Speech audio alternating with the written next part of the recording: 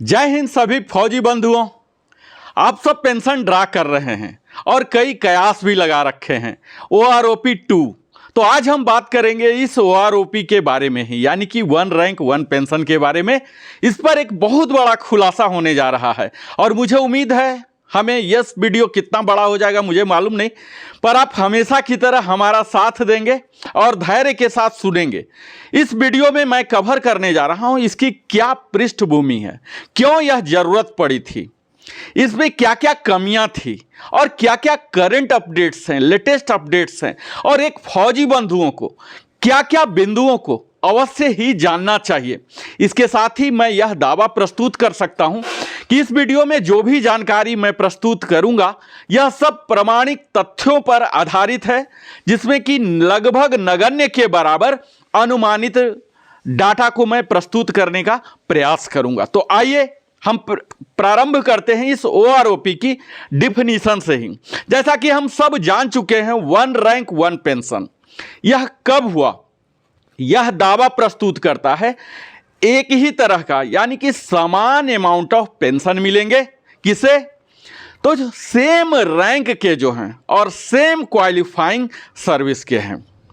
इसके लिए irrespective of date of recruitment है या डेट ऑफ रिटायरमेंट है या किस रेजिमेंट से हैं, किस सर्विसेज से हैं, यानी कि आर्मी से हैं, एयरफोर्स से हैं, नेवी से हैं, तीनों सर्विसेज के ऑल रैंक स्ट्रक्चर जो इक्विवेलेंट है समान ही होगा। तो यह तो बड़ा ही बुनियादी सी तथ्य है जो कि आप सब अभी तक समझ ही चुके होंगे।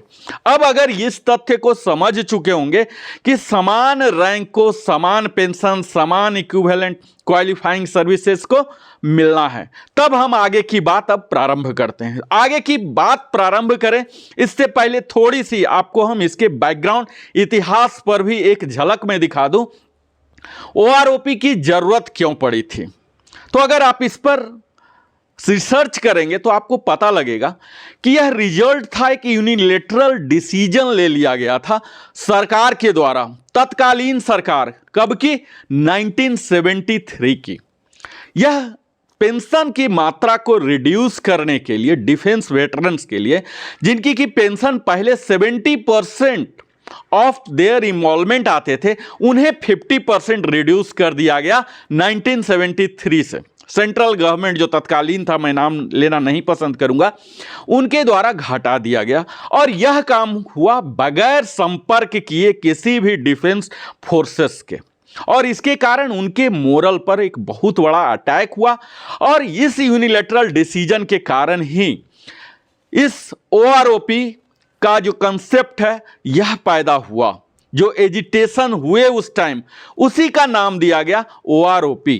तो यह आप समझ सकते हैं कि यह एजिटेशन जो है 40 साल से भी ज्यादा पुराना है OROP का। जो नए बंदे होंगे इन्हें नहीं मालूम होगा तो यह मालूम कर लीजिए। इस चीज की जो OROP है सही तरह से मिले, इसके लिए हम सभी फौजी बंधु जो कि 25 लाख से भी ज्यादा हैं और उनके फैमिली 2008 से आक्रामक रूप से अपने एजिटेशन को प्रारंभ किए थे। इसके लिए कई रैलियां की गई थी, जिसके लिए OROP के लिए जन जन को पहले तो जागृत करना था कि यह क्या है, इसके क्या लाभ हैं, किस तरह से सरकार पर दबाव बनाया जाए। इस तरह की तमाम रणनीतियां हुई और फाइनली उन सब रणनीतियों के आधार पर ही, उनके कारण ही UPA गवर्नमेंट जो उस टाइम तत्कालीन थी 26 फरवरी 2014 को इन प्रिंसिपल सैंक्शन कर दिया था। और अब जो तत्कालीन प्रधानमंत्री हैं उस समय 15 सितंबर 2013 को इन्होंने PM बनने से पहले, उस टाइम ये PM कैंडिडेचर में थे NDA के में, अपने एक चुनाव के रैली में इन्होंने वादा किया था रेवाड़ी में कि हम OROP को लागू करेंगे। और जैसे ही NDA गवर्नमेंट ने 26 मई को 2015 को शपथ ग्रहण किया, इसी तरह से हमारे भेटनर बंधु की उम्मीदें बढ़ गई कि अब चुनावी वादा OROP का लागू करना जल्द ही लागू हो जाएगा। और हम लोग बड़े ही धैर्यपूर्वक इंतजार कर रहे थे। पर हुआ क्या? सरकार की तरफ से बड़ी ही उदासीपूर्ण रुख दिखाई गई। शुरुआत में उन्हें जो वादा किया गया था वह ओआरओपी लागू नहीं किया गया। फिर से सभी वेटरन बंधु ने गोलबंदी होकर कई तरह की एजिटेशन किए, जंतर मंतर दिल्ली में रिलीज करने के लिए ओआरओपी के लिए किए, और तब उसी दबाव में गवर्नमेंट को डिसीजन लेना पड़ा करीब शपथ ग्रहण के 1.5 साल बाद। तब इन्होंने आदेश जारी किया 7 नवंबर 2015 को, जिस पर आधारित ओआरओपी का आगे का कहानी स्टार्ट हुआ। एनडीए गवर्नमेंट ने लागू तो किया 1.5 साल के बाद अपने चुनावी वादा को पूरा करने के लिए, पर उसका जो ओआरओपी का एक्चुअल परिभाषा था, वास्तविक परिभाषा, उन्होंने बदल दिया, और इसके कारण कई तरह की एनोमलीज पैदा हो गई। अब उसी 7 नवंबर 2015 के लेटर पर आधारित पीसीडीए ने सबसे पॉपुलर, जो सबसे प्रचलित है, प्रसिद्ध सर्कुलर है पीसीडीए का सर्कुलर 555, यह 4 फरवरी 2016 को लागू किया, जो कि 100 से भी ज्यादा पेज के हैं। बड़े विस्तार में हर तरह के पदों को जो भी टर्म किया गया है, टर्म लिया गया, उसे परिभाषित भी किया है, पीडीए को भी इंस्ट्रक्ट दिया है, रिकॉर्ड ऑफिस को भी दिया है, और पेंशनर को भी जानना चाहिए। तो आपको भी तो अवश्य जानना ही चाहिए। यह 4 फरवरी 2016 को लागू किया गया, और उससे 45 डेज के अंदर सभी पीडीओ को आदेश दिया गया कि आप यथाशीघ्र ओआरओपी 1 का एरियर लागू करें, जो कि सभी बैंक ने लगभग 16 मार्च 2016 को एरियर, जो कि 4 इंस्टॉलमेंट में आने थे, फर्स्ट एरियर लागू कर दिया गया 16 मार्च 2016 को। और मार्च 2016 का पेंशन ओआरओपी के इनहैंस रेट से आना शुरू हो गया। लगभग सभी लोगों में खुशी थी इस बात के लिए कि ओआरओपी, जो 40 साल से हमारे बंधु, बुजुर्ग बंधु ओआरओपी के लिए जो लड़ रहे थे, संघर्ष कर रहे थे, अब उन्हें मिल गया। पर उसी ओआरओपी में हर 5 साल के बाद इसे रिवीजन का भी दिया गया था। हालांकि यह इनिशियली प्रस्ताव था हर साल रिवाइज करने का, पर यह गवर्नमेंट ने नहीं मानी, फिर निगोशिएट करते हुए 5 साल पर मानी। यानी कि उसी फर्स्ट ओआरओपी के अनुसार ही इसे 1 जुलाई 2019 को अगेन ओआरओपी 2 लागू हो जाना था, जिसके तहत यह इक्वलाइजेशन कर देना था।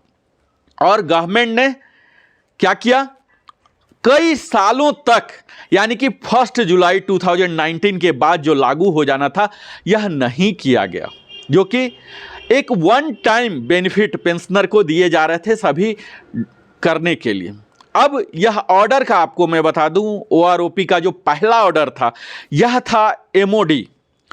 यह आपको इसलिए मैं बता रहा हूं ओआरओपी का इतिहास, क्योंकि यही ओआरओपी 2 में भी इतिहास दोहराने जा रही है भारत सरकार। यह एमओडी लेटर नंबर था 12/1 2014 डी पेंशन पोल पार्ट 2 डेटेड 7 नवंबर 2015, और जो टेबल फिक्सेशन हुए थे उसके लिए जो गाइडलाइन आए थे, एमओडी के लेटर थे 12/1 2014 D pension policy part 2 dated 3 फरवरी 2016। यानी कि सर्कुलर 555 के पीछे 2 एमओडी के लेटर आ रहे थे। अब यही दोहराने जा रहा है फिर से। अब इसमें क्या होगा, जो रिवीजन हुआ पेंशन, यह किया तो गया 555 सर्कुलर के द्वारा, लेकिन यह एक्चुअल ओआरओपी था नहीं। जो कोसियारी कमेटी रिपोर्ट, जिसके आधार पर यह ओआरओपी बना था, उसके कई रिकमेंडेशन को नजरअंदाज किया गया, और यही कई लोगों ने अध्ययन किया और पाया कि कई तरह की इसमें एनोमलीज हैं, और यही बैकग्राउंड हो गए ओआरओपी के ये सारे जो झंझट आप तमाम देख रहे हैं, जिससे कि कई फौजी बंधुओं में भी नाराजगी है। तब गवर्नमेंट ने ओआरओपी को तो लागू कर दिया, पॉलिसी लेटर लागू कर दिया, लेकिन इस लेटर में फ्यूचर के लिए जो वादा किया गया था वह नहीं किया गया। अब इसे ही लागू करने की, कराने की क्या क्या कवायद चल रही है, इन्हीं तथ्यों पर मैं आपको बात करूंगा। तो भारत सरकार की जो अभी तत्काल 23 दिसंबर 2022 को जो पब्लिक पीआईबी के द्वारा जो पीआईबी के प्लेटफॉर्म पर जो जारी किया गया है मंत्रियों के द्वारा, मंत्रियों के समूह के द्वारा, जिन्हें कि स्वयं प्रधानमंत्री ने कैबिनेट अप्रूवल दिया है, उसमें कहा गया है कि 57,000 करोड़ खर्च किया गया है at the rate of 7,123 crore per year इस 8 साल में ओआरओपी के कारण, यानी कि 57,000 करोड़ का एक बर्डन गवर्नमेंट पर आया है। अब हम आपको बताएंगे कि क्या क्या कमियां थी ओआरओपी 1 में। तो जो ग्रांट हो गया 1 जुलाई 2014 से, इसे तो और पहले से ही लागू होना था, लेकिन ठीक है 1 जुलाई में समझौता हुआ।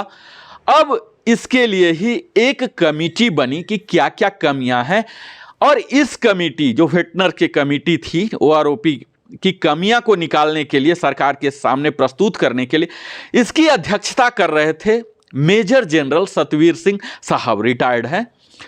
जब वन टाइम इंक्रीज दिया गया पेंशन, तो इसमें कई तरह के लैकुना थे जो कि स्वीकार नहीं किए जा सकते थे, लेकिन कई तरह की मजबूरियों के बाद एग्जामिन किया गया। उसके ओमिशन, कई तरह के ओमिशन कमीशन एरर थे, और ओआरओपी 1 को एक्सेप्ट किया गया, एरियर भी जारी हो गया। अब इसी के लिए 1 मैन जुडिशियल कमीशन बैठाया गया, जो कि उसके शॉर्ट कमिंग और उसके लिए हटाने के लिए क्या क्या रिकमेंडेड अनुशंसित सॉल्यूशन है, यह सब किया जाए, ऐसा कमेटी का गठन करने का आदेश दिया गया।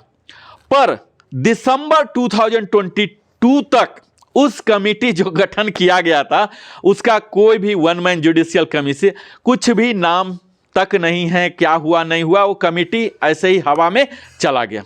अब इसके कारण कई तरह की नाराजगी वेटरन्स में आई, और तब इन नाराजगी ओआरओपी 2 के लिए कई तरह के दबाव बनते रहे, रणनीतियां बनते रहे।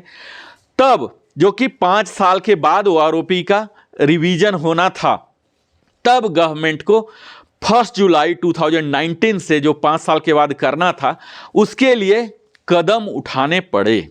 अब उसे मैं बताता हूं, लेटेस्ट क्या अपडेट है और करंट स्टेटस क्या है ओआरओपी 2 का। तो इसे रिवाइज करना था, इंप्लीमेंट करना था 1 जुलाई 2019 से, यह तो आप समझ ही गए। अब इसकी जो यथास्थिति मैं बताता हूं कि ऑथोरिटी जो इससे कंसर्न ऑथोरिटी है, कोई भी एक्शन नहीं लिए थे। सेकेंड ओआरओपी को कोई भी सरकार के द्वारा एक्शन नहीं लिया गया 1 जुलाई 2019 के बाद। तब हमारे वेटरन्स बंधु हैं, इन्होंने ऑनरेबल सुप्रीम कोर्ट को पहुंचा, और तब एक बहुत लंबी संघर्ष के बाद ऑनरेबल सुप्रीम कोर्ट ने आदेश दिया गवर्नमेंट ऑफ इंडिया को कि आप सेकेंड ओआरओपी को लागू करने के लिए 3 महीने के अंदर जल्द से जल्द अपनी प्रक्रिया समाप्त करें, और वह डेट खत्म हो रहा था 15 जून 2022 को। अब 16 जून 22 को गवर्नमेंट ने फिर से अप्रोच किए ऑनरेबल सुप्रीम कोर्ट को कि फ्यूचर फिर 3 मंथ्स को हमें दिया जाए, हमने काम नहीं कर पाया है। 15 सितंबर 2022 तक उन्होंने एक्सटेंड कर लिया, और वह ऑनरेबल सुप्रीम कोर्ट के द्वारा ग्रांट भी कर दिया गया। अब यह तो वेटरन कम्युनिटी के लिए बड़ा ही दुखद घटना हुआ कि 2 बार 3-3 महीना का मिल गया। अब सेकेंड ओआरओपी जो है, इसे फिर से, जैसा कि हमेशा होते रहा है, आप ये समझ पा रहे होंगे अगर भारत के नागरिक होंगे तो, फिर से इसे ठंडे बस्ते यानी कि आप कह सकते हैं कोल्ड स्टोरेज में डाल दिया गया। अब 3 महीने एक्सटेंशन फिर से मांगने का प्रयास प्रारंभ होने लगा, और तब सेकेंड ओआरओपी को इंप्लीमेंट करने के लिए जो लास्ट डेट था सितंबर में जो दिया गया 15 दिसंबर 2022 था।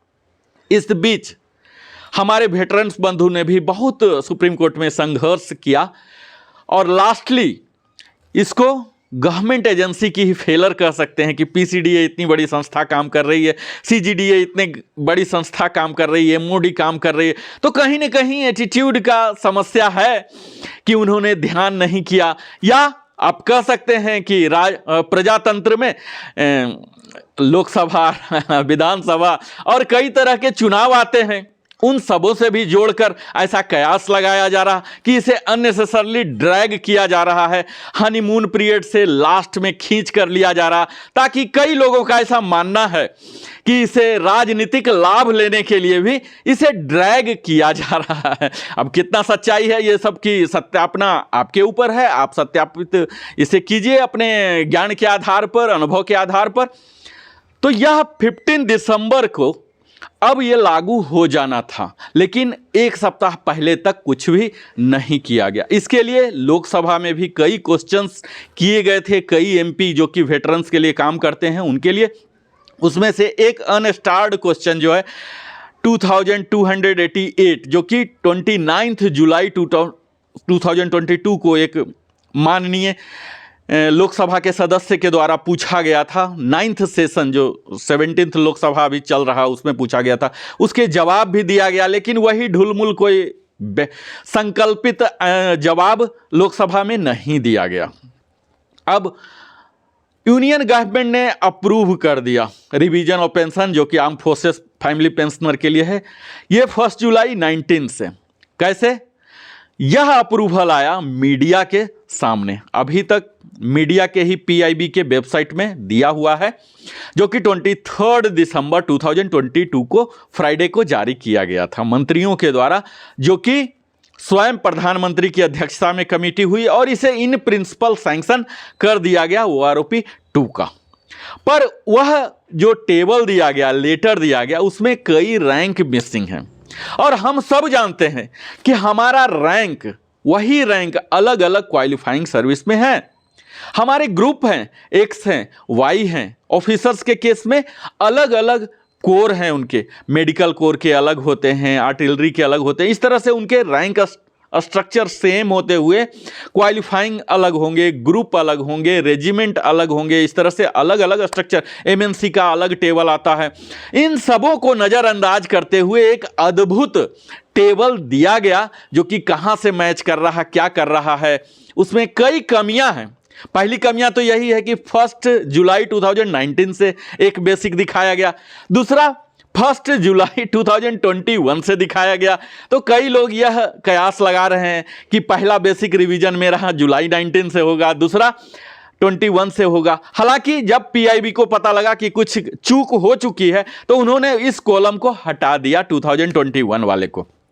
कायदे से इन सभी टेबल जो अभी जारी किया गया है 23 दिसंबर को, इससे एक अनुमान लगाया गया है कि अगला बजट जो आ रहा है 23-24 में, इसमें कितना खर्च किया जाएगा। अगर आप लेटर को देखें, बारीकी से पढ़ें, तो उसमें खर्च का ही फोकस किया गया है कि अनुमानित बजट कितना आएगा। क्योंकि 22-23 में तो बजट एलोकेशन इसके लिए ओआरओपी 2 के लिए हुआ नहीं था, अब इसे होना है 23-24 में ही। वहीं पर बजट एलोकेशन के लिए कितना एक्स्ट्रा एक्सपेंडिचर का आएगा बर्डन, इस चीज का एक मुआयना लगाया गया है। इससे यह नहीं लगाया जा सकता कि कब मिलेगा, क्योंकि उसमें डेट नहीं दिया गया। हाँ, इतना जरूर बताया गया है कि पूर्ववत 4 इंस्टॉलमेंट में ही दिया गया, 1 जुलाई 2019 से ही रहेगा। अब इसमें मैं बताऊं ओआरओपी 2 में कौन कौन बेनिफिशरी होंगे। तो जो रिटायर हुए हैं 30 जून 2019 तक, उन्हें इस ओआरओपी 2 का बेनिफिट मिलेगा। अब बेनिफिट के तहत क्या राशियां होंगी, तो आप यह देख लीजिए कि 16 से 19 यानी कि 2 से 3 इंक्रीमेंट का जो हमारे बराबर इक्विवेलेंट ड्रा कर रहे हैं इन सर्विस, तो 2 से 3 इंक्रीमेंट अवश्य ज़्यादा ले रहे हैं। तो 3 इंक्रीमेंट तो मोटा मोटा आप कह ही सकते हैं कि इतना आपको अवश्य इसका बेनिफिट होने जा रहा है। इस एम्बिट में पिछले ओआरओपी में करीब 20 लाख कवर हुए थे, इसमें 25.13 लाख कवर होने जा रहे हैं। अब यह कौन सा बेस ईयर होगा, तो इसके लिए 2018 में जो हमारे सेवारत हैं, जो फौजी बंधु, उनकी जो मिल रही है एनरोलमेंट, उसका एवरेज हमें दिया जाएगा, यानी कि मिनिमम मैक्सिमम का दिया जाएगा सर्विसेज वाइज।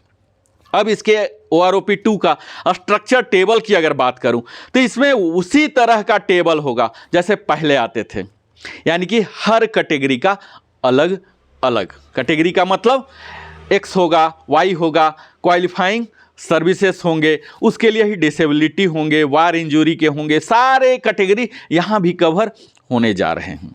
अब मैं बताऊं कि इसकी एप्लीकेबिलिटी क्या होगी OROP 2 की, और इसके रेंज क्या होंगे। तो इसमें मैं आपको एक लाइन अगर बोलूं तो इसमें सभी पेंशनर और सभी फैमिली पेंशनर आएंगे। कौन कौन? सभी का मतलब जो रिटायर हुए हैं, डिस्चार्ज हुए हैं, इनवैलिडेटेड आउट हुए हैं फ्रॉम सर्विसेज, या उनकी मृत्यु हो गई है इन सर्विस, या आफ्टर रिटायरमेंट किस रैंक में, कमीशन्ड ऑफिसर रहे हो, JCO रहे हो, या अदर्स रहे हो, या नॉन कम्बटेंट इनरोल्ड जो NC होते हैं वो किसके होंगे? आर्मी के होंगे, नेवी के होंगे, एयरफोर्स के होंगे, डिफेंस सिक्योरिटी कॉर्प्स के होंगे, टेरिटोरियल आर्मी के होंगे। जो भी 1 जुलाई 2019 को पेंशन के लिए दावेदार हैं, यानी कि जिनको 1 जुलाई 2019 को पेंशन मिल रहा है, ये सब कैटेगरी के लिए उन सबको मिलेगा। इसमें अगर मैं थोड़ी सी गहराई में जाऊं तो इसमें रिटायरिंग पेंशन होंगे, सर्विस पेंशन होंगे, service element of disability pension इससे अफेक्ट हो रहा, service element of war injury जो है वो भी होगा, इनवैलिड पेंशन कई 1 साल 2 साल 5 साल में ही इनवैलिडेट आउट हो जाते हैं। फैमिली पेंशन के लिए जैसा आप जानते होंगे 2 तरह का रेट होता है। पहला होता है ऑर्डिनरी फैमिली पेंशन, यानी कि 60% ही मिलते हैं, और दूसरा होता है इनहैंस्ड रेट जो कि फुल, जो कि पेंशनर का रेट होता है। तो ये दोनों अफेक्ट होंगे। फैमिली पेंशन में ही स्पेशल फैमिली जिन्हें मिल रही है वह भी होंगे, स्पेशल डिपेंडेंट फैमिली चाहे उनके संतान के हों, डिसेबल्ड संतान या माता पिता हों, इस तरह के केस को भी यहाँ बेनिफिट मिलने जा रहा। दूसरा second line award of special family pension, वह भी इसके बेनिफिशियरी होने जा रहे हैं। लिबरलाइज फैमिली पेंशन के तहत भी हैं, लिबरलाइज डिपेंडेंट पेंशन जो हैं उन्हें भी लाभ मिलेगा, और second life award of liberalise family pension है उन्हें भी मिलेगा। Disability element of disability pension है, वह भी रेट यहाँ इनहेंस होने जा रहा। इसके साथ ही war injury of element of war injury pension जो डिस्चार्ज हुए थे, और war injury element of war injury pension जो इनवैलिडेट आउट हुए थे, जो प्री 1 जून 1953 के डिस्चार्ज पर्सनल हैं, TA पर्सनल हैं, और नॉन कम्बटेंट इनरोल्ड जो NCE हैं ऑफ रेगुलर आर्मी एयरफोर्स वगैरह के जो ड्राइंग पेंशन है 1 जुलाई 2014। तो यह तो इसका रेंज है। अब यहां बता दूं कि TA पर्सनल का मैंने नाम लिया, तो यहाँ TA पर्सनल के लिए मैं विशेष बता दूं, हमारे कई व्यूअर हैं तो उनके लिए TA पर्सनल के लिए invalid pension, service element of disability pension और सर्विस पेंशन भी इसमें शामिल किया जाएगा। नेचर ऑफ अवार्ड यह सब PPO में मेंशन रहता है। अब यह तो एप्लीकेबिलिटी की बात थी, अब मैं नॉन एप्लीकेबिलिटी की बात कर रहा हूं। किन्हें यह नहीं होगा, क्योंकि यही OROP 1 में भी हुआ, तो ऐसी कयास लगाई जा रही है कि OROP 2 भी इसी तरह का होगा। इसमें रिजर्विस्ट पेंशनर नहीं शामिल होंगे, और जो एक्स ग्रेसिया पेमेंट ले रहे थे इसका रिवीजन 1986 से ही केंद्रीय सरकार के पास पड़ा हुआ, कोर्ट में पड़ा हुआ, यह सब नहीं हुआ। और कई तरह के ऐसे पेंशनर होते हैं जो UK HK KCIOज पेंशनर है, यह भी शामिल नहीं होंगे। इसके साथ ही जो पेंशनर पाकिस्तान या बर्मा आर्मी पेंशनर हैं किसी वजह से, ये सब इसमें नॉन एप्लीकेबल कहलाएंगे। तो कितने बेनिफिट होंगे अगर छोटे से शब्द में आप पूछें, क्योंकि 2 से 3 इंक्रीमेंट का हो रहा है, तो आप मोटा मोटा 10 से 15% तो मान ही सकते हैं कि यह आपके पॉकेट में आने वाला है। अब सरकार पर कितना इसका अतिरिक्त भार, आर्थिक भार पड़ने वाला है, जो कि इन्होंने बताया है तत्काल। यह एस्टिमेटेड एनुअल एक्सपेंडिचर है जो लागू होने के कारण यह 8,450 करोड़, जो कि 31% डियरनेस रिलीफ के अनुसार जोड़ा गया है। और एरियर अगर 1 जुलाई 19 से लिया जाए और दिसंबर 31 2021 तक लिया जाए तो इसे कैलकुलेट किया गया है 19,316 करोड़, जो कि 17% डीए, जो कि कोरोना के कारण फ्रीज थे 17% के कारण। और 1 जुलाई 19 से लेके जून 30 2021 तक लिया जाए 31% का, तो यह जुलाई 2001 तक, तो एरियर विथ इफेक्ट फ्रॉम 1 जुलाई 19 से लेके अगर टोटल 30 जून 2022 तक ले रहे हैं तो यह आ जा रहा है 23,638 करोड़ डीए के साथ एक्स्ट्रा बर्डन। तो यह सब तो कैलकुलेशन किया गया है बजटरी रिलोकेशन के लिए, जो कि बजट यूनियन बजट 2023-24 में यह सब सैंक्शन किया जाएगा। तो यह सब है जो ऑन गोइंग खर्च है, जो रेगुलर खर्च होते रहे इसके अलावे। तो यह सब वीडियो आपने देखा सुना, अब आपको क्या करना है, क्या जानना है, यह सारांश में मैं आपको बता दूं कि सुप्रीम कोर्ट का इंटरवेंशन हमारे लिए बड़ा ही अहम रहा दबाव देने पर सरकार पर, जिसमें कई तरह की संस्थाएं, हमारे वेटरन संस्थाएं ने गोलबंदी करके, अपना रुपया खर्च करके, चंदा करके, इस तरह से उन्होंने सेकेंड ओआरओपी के लिए बड़ा ही प्रयास किया। नहीं तो गवर्नमेंट का तो डिले करने का ही है। अब इसमें जल्द ही उम्मीद किया जा रहा है कि जल्द ही आएगा। हमें क्या करना है, हमें इन सारी बातों को जानना है, तभी हम समझ पाएंगे। क्योंकि जब तक हम सजग नहीं हैं, जागरूक नहीं हैं अपने अधिकारों के प्रति, तब तक प्रजातंत्र में आप लाभ नहीं ले सकते। क्योंकि प्रजातंत्र में सरकार जो बनती है हमारे ही वोट से बनती है, उनकी नीतियां आती हैं। उनकी नीतियां को समझने के लिए पहले हमें अपनी नीतियां को समझना जरूरी है कि कौन सी सरकार, कौन सी पार्टी हमारे हित के लिए सोच रही है और हमारा हित आखिर है क्या। इन्हीं तमाम बिंदुओं पर आपको फोकस करने का, जागरूक करने का हमारा उद्देश्य है। आज हम देख पा रहे होंगे कि काफ़ी यह आगे बढ़ गया है मामला ओआरओपी 2 का, जहां की टेबल भी जारी किया गया है, आप देख पाए होंगे, जिसमें कि कई तरह के एनोमली हैं। सिपाही हैं, नायक हैं, हवलदार हैं, नायब सूबेदार हैं, सूबेदार मेजर हैं, और उसके बाद सीधा मेजर हैं। जो ऑनरी रैंक्स हैं ये सब नहीं हैं और उन्हें भी क्वालिफाइंग सर्विस नहीं दिया गया। तो ये सब अभी जो टेबल जारी किया गया है यह एक एस्टिमेटेड है, इसमें इतना ज़्यादा दिमाग लगाने की ज़रूरत नहीं है। जैसे ही भारत सरकार की कंसर्न डिपार्टमेंट से ऑथोरिटी लागू होगी और पीसीडीए से नया सर्कुलर लागू होगा ओआरओपी 2 का, इसमें आपको क्लियर कट आ जाएगा। तब तक हमारा यही आप सबों से आग्रह है कि तमाम उलूल जुलूल कई तरह की टेबल मार्केट में आएंगे, उन सबों पर ज़्यादा ध्यान देने की ज़रूरत नहीं है। जब टेबल आता है हम आपके समक्ष प्रस्तुत करेंगे, जो कि प्रामाणिक स्रोत से लिया गया होगा। तत्काल आपको अंत में मैं यही बता दूं कि गवर्नमेंट जो डिले कर रही है इक्वलाइजेशन का, ओआरओपी पेमेंट का, माइनर ग्राउंड पर, क्योंकि यह ऑनरेबल सुप्रीम कोर्ट में केस चल रहा है, जो कि 16/3/22 से ही ऑर्डर है इक्वलाइजेशन। फिर जून में इन्होंने लिया, फिर सितंबर में लिया, फिर अभी भी दिसंबर में भी लेने का प्रयास किया जा रहा, जो कि 2 जनवरी को भी डेट दिया गया है। तो ये सब कई तरह की तमाम समस्याएं हैं जो कि इसके रोड़े आ रही है।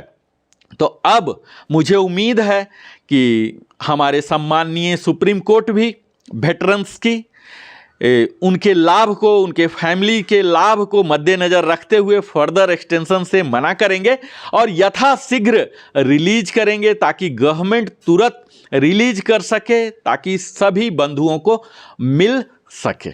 तो यह ओआरओपी 2 के सीरीज में ही, ओआरओपी के सीरीज में यह मेरा दूसरा प्रयास है। इसी तरह से मैं ओआरओपी से संबंधित सभी तरह की अपडेट आपके समक्ष प्रस्तुत करते रहूँगा।